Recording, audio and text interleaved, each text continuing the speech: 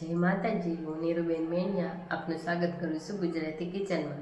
આજે આપણે બનાવશું સાબુદાણાની ચકરી બટેકા ફ્લેવરની। જો તમને આ વિડીયો પસંદ આવે તો લાઈક કરજો અને શેર કરજો અને મારી ચેનલને સબસ્ક્રાઈબ કરજો।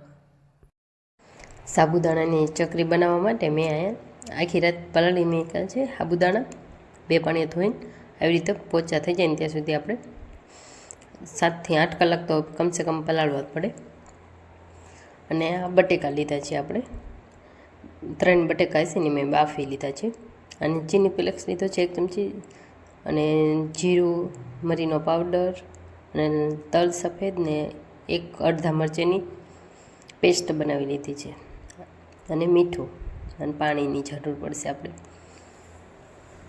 હવે સૌથી પહેલાં આપણે બાફી લેવી સાબુદાણાને। ગેસ ચાલુ કરશું અને એમાં પાણી આપણે નાખશું સાબુદાણામાં। સાબુદાણા ડૂબીને ઉપર આપણે નાખી દેવાનું, એવું લાગે તો ઉપરથી આપણે નાખી દેવી। અને આપણે એને કાચ જેવા ન થઈ જાય આપણે પાણી કલર જેવા ત્યાં સુધી આપણે બાફશું એને। અને બધા આપણે મસાલા નાખી દઈશું અંદર।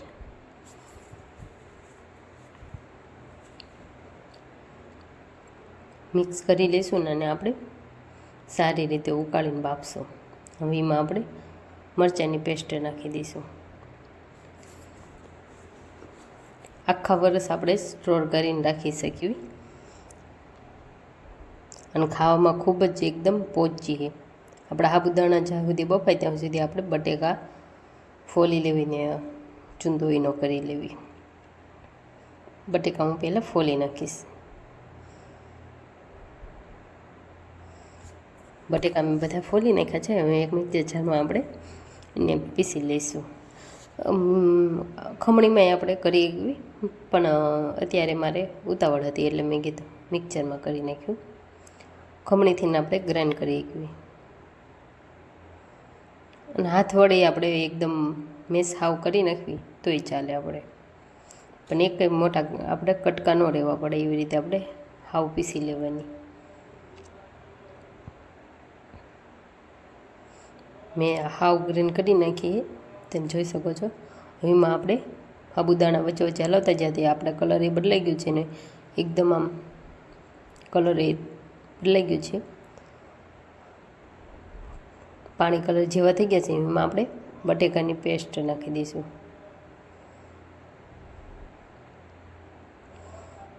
સાબુદાણા આપણે સારી રીતે બફાવા દેવાના છે, એકદમ આવા પાણી જેવા થઈ જાય ત્યાં સુધી આપણે બફાવા દેવાના।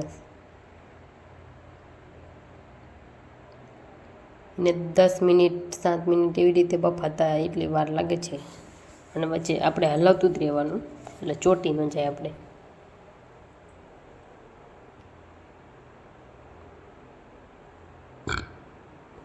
ખૂબ મોટા કટકા લાગે તો આપણે બહાર કાઢી લેવાના છે, અને આપણે સ્વાદ અનુસાર મીઠું નાખી દઈશું।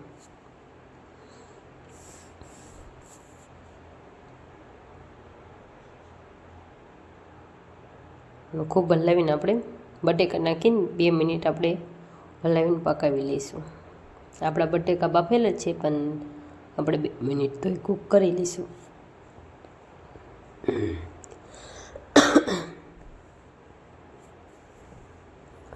હલાવતા રહીશું એટલે આપણે ચોટી ન જાય।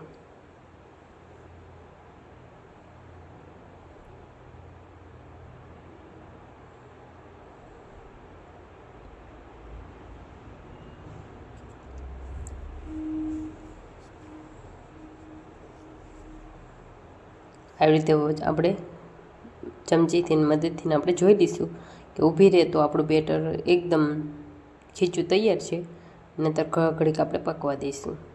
ચમચી ઊભી નથી રહી એટલે આપણે થોડીક વાર પકાવવા દીધું। હવે જોઈ લીધું આપણે કોઈ આધાર વગર આપણે ઊભો રહેશે ચમચો। હવે આપણું નીચે ઉતારી લઈશું અને આવી રીતે થોડુંક ઠરવા દઈશું।